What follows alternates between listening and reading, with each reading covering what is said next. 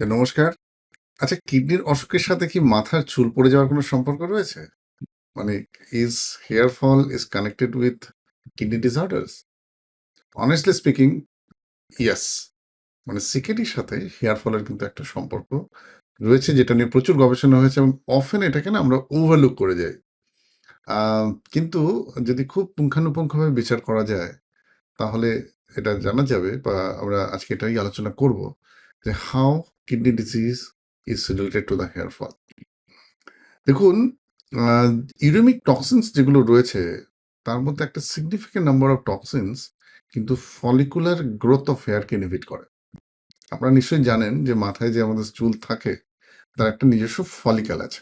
ফলিকলটা হচ্ছে একটা কি বলবো আধার, যার ভেতরে হেয়ার রুটগুলো তার নিউট্রিশন পায় এবং সেখান থেকে সে বড় হয়। দেখা গেছে যে ইউরেমিয়া হলে, মানে ইউরেমিক টক্সিনস গুলো এই ফলিকুলার হেলথকে জিওপার্টাইজ করে by multiple reasons, by multiple ways. আমি অত গভীর মেডিকেল ডিসকাশনে যাচ্ছি না, but you need to keep in mind, যদি uremia is not address properly, তাহলে the follicular health get disturbed. এবং এই ফলিকুলার হেলথ ডিস্টারবেন্সটা কিন্তু ডায়াবেটিসও হয়, এবং ডায়াবেটিস একটা খুব ইম্পর্টেন্ট কজ অফ সিকেডি। বেশ কিছু অটোইমিউন ডিসঅর্ডারে হয়, যেমন ধরুন লুপাস নেফ্রাইটিস, যারা important cause of CKD. So itself the disease which is causing CKD can cause follicular disruption, and CKD itself, because of the accumulation of the uremic toxin, can cause follicular disruption. তো এই follicular health যখন disturbed হয়, that can give rise to hair fall.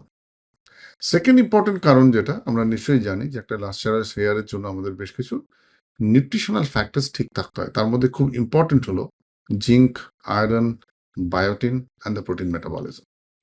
আমরা জানি সিকেডিতে, because of the dietary restrictions, lot of micronutrients deficiency হয়, তার মধ্যে জিঙ্ক একটা অন্যতম। ভিটামিন বি 12, বায়োটিনস, এদের deficiency is to some extent connected. আর দেখা গেছে iron deficiency is also equally important for, মানে iron deficiency also important cause for the hair fall. সুতরাং আমাদের মনে রাখতে হবে যে সিকেরিতে যে যে কারণগুলোতে যে যে নিউট্রিশনাল ফ্যাক্টরস গুলো ডেফিসিয়েন্সি আমরা দেখতে পাই, তাদের মধ্যে বায়োটিন deficiency, zinc deficiency, iron deficiency is a important cause for the hair fall, and they don't allow the follicle to grow healthy. Next important কারণ হচ্ছে অ্যানিমিয়া। যদি অ্যানিমিয়া হয়, তাহলে কি হয়, the reduced oxygen supply to the hair follicle হয়, and persistent and consistent reduced oxygen supply, তার জন্য কিন্তু আমাদের ফলিকলগুলোর স্বাস্থ্য খারাপ হয়, ফলে হেয়ার ফল হওয়ার প্রবণতা বেড়ে যায়। এছাড়া আরেকটা ইম্পর্টেন্ট কারণ হলো হরমোনাল ইমব্যালেন্স। আমরা নিশ্চয়ই জানি ক্রনিক কিডনি ডিজিজ হলে আমাদের শরীরে নানান রকম হরমোনের তারতম্য হয়। আপনারা নিশ্চয়ই জানেন যে এই যে হেয়ার গ্রোথের জন্য ডিএইচটি বলে একটা হরমোনের প্রচন্ড রকম রোল রয়েছে, ডাইহাইড্রোটেস্টোস্টেরন, পুরুষদের ক্ষেত্রে বিশেষ করে। সেই হরমোনটা আলটিমেটলি ফলিকলকে স্টিমুলেট করে, এবং দেখা গেছে যে যখন এই সিকেডি হয়, তখন এই হরমোনাল ইমব্যালেন্সের জন্য আমাদের একটা follicular health disturbed হয়, and that can lead to hair fall. এছাড়াও আরো কতগুলো ইম্পর্টেন্ট কারণ রয়েছে, কারণ সিকেডি ট্রিটমেন্টের জন্য আমরা যে ওষুধগুলো প্রয়োগ করি, তাদের মধ্যে বেশ কিছু ইমিউনোসাপ্রেশনস আছে। যেমন একটা সার্টেন নাম্বার অফ ট্রান্সপ্লান্ট পেশেন্টের প্রচন্ড হেয়ার ফল হয়। এর কারণ হচ্ছে ট্যাক্রোলিমাস, কারণ tacrolimus is notorious to cause hair fall. Tacrolimus আমরা লুপাসে ট্রিট করতে সাহায্য করি, বেশ কিছু গ্লোমেরুলার ডিজিজে সাহায্য করি। সুতরাং এই কিছু ওষুধ, মানে যা কিডনি ডিজিজ ট্রিটমেন্টের জন্য লাগে, তারাও কিন্তু আমাদের হেয়ার ফল করতে সাহায্য করে। Anticoagulants are known to cause hair fall. Beta blockers এর একটা সাইড এফেক্ট হচ্ছে হেয়ার ফল। আমরা জানি ব্লাড প্রেশার কন্ট্রোলের জন্য লার্জ নাম্বার অফ সিকেরি পেশেন্টকে বিটা ব্লকার দিতে হয়, and beta blocker can cause hair fall. এছাড়া যাদের সিকেডি হয়েছে, তাদের একটা স্লিপ ডিস্টারবেন্স হয়, প্রচন্ড রকম স্ট্রেস থাকে। Stress and sleep disturbance is to some extent directly connected with the hair fall. So এতগুলো কারণে হেয়ার ফল সিকেডি পেশেন্টের হতে পারে। তবে একটা সেকশন না বললেই নয়, যাদের ডায়ালিসিস চলে, তাদের একটা ডায়ালিসিস রিলেটেড হেয়ার ফল হয়। কারণ দেখা গেছে যে টেলোজেন ইফ্ল্যাভেটাম বলে একটা কন্ডিশন হয়, যেটা ডায়ালিসিস পেশেন্টদের ক্ষেত্রে খুব কমন, এবং তার প্রভাবে মাথা থেকে প্রচুর চুল পড়ে যায়। তো এইটাও একটা কিন্তু ইম্পর্টেন্ট কারণ। So these are the reason why the hair fall happens in chronic kidney disease. কিন্তু করবোটাকে যদি হেয়ার ফল হয় তাহলে কি করণীয়? ফার্স্ট এন্ড ফরমোস্ট থিং হচ্ছে নিউট্রিশনাল ডেফিসিয়েন্সি আইডেন্টিফাই করে তার ট্রিট করা উচিত। বায়োটিন সাপ্লিমেন্টেশন নেওয়া উচিত, জিঙ্ক সাপ্লিমেন্টেশন নেওয়া উচিত, আয়রন ডেফিসিয়েন্সি থাকলে আয়রন কারেক্ট করা উচিত। This is number one. Second, the optimum management of the CKD করা উচিত যাতে ইউরেমিক টক্সিনস খুব মারাত্মক রকম অ্যাকুমুলেটেড না হয়।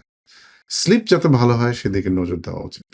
আর কিছু স্পেসিফিক হেয়ার রিলেটেড ট্রিটমেন্ট আছে সেইগুলোর দিকে নজর দেওয়া উচিত। আর কিছু কিছু ওষুধ, যেমন ধরুন যাদের প্রচন্ড হেয়ার ফল হচ্ছে, we can switch over tacrolimus to cyclosporine, কারণ সাইক্লোস্পোরিন আমরা জানি হেয়ার গ্রোথ করে। তো এইরকম ভাবে আমরা কিছু মেডিকেশনাল ট্রিক করে হেয়ার ফলকে কিন্তু ড্রাগ ইন্ডিউস হেয়ার ফলকে আমরা প্রিভেন্ট করতে পারি। আর যেটা খুব ইম্পর্টেন্ট সেটা হচ্ছে specific hair fall related treatment. তার মধ্যে যেমন মিনক্সিডিল আছে, ফিনাস্টেরাইড আছে। Obviously that's goes under the purview of doctor, dermatologist বা নেফ্রোলজিস্ট। তারা সিদ্ধান্ত নেবেন যে কোন ওষুধটা দিলে এটা ঠিক হয়। আর একদম আনপ্রিভেন্টেবল হেয়ার ফল যেখানে সত্যি খুব লুকস অ্যান্ড অ্যাপিয়ারেন্স ডিস্টার্ব হচ্ছে, তাদের জন্য আমরা অবভিয়াসলি হেয়ার ট্রান্সপ্লান্ট বা আজকাল অনেক আর্টিফিশিয়াল হেয়ার রিপ্লেসমেন্ট টেকনিক এসছে, বিভিন্ন রকম স্কিনি টুইগ এসছেন, এগুলো দিয়ে আমরা সেটাকে বাইপাস করতে, but it's subject to your preference. But the reason for hair fall in CKD are diverse, some are treatable, some are not treatable. তবে এখানে একটা জিনিস বলা ভালো, কিছু কিছু ফ্যামিলিয়াল হেয়ার ফল থাকে যেটা সিকেডির সঙ্গে ডাইরেক্টলি কানেক্টেড নয়। ধরুন বাবা কাকা সবার মাথায় টাক আছে, so that is bound to happen, that's a familial baldness, সেটা কিন্তু সিকেডির সঙ্গে তাকে ব্লেম করা যাবে না। সেই জিনিসটা তো আসতেই পারে, সেটা আসলে তার যা চিকিৎসা সেটা করতে হবে। আশা করি আজকের এই আলোচনাটা আপনাদের ভালো লাগলো। যদি কোনো প্রশ্ন আপনার মনে এসে থাকে, please don't hesitate to ask this question below this video, that there is a link to ask your questions, and don't forget to join Dr. Pratim's Academy, যেখানে কিডনি স্বাস্থ্য সংক্রান্ত নানানবিধ বিষয় আমরা আলোচনা করে থাকি, which will be tremendously important for each of you. নমস্কার।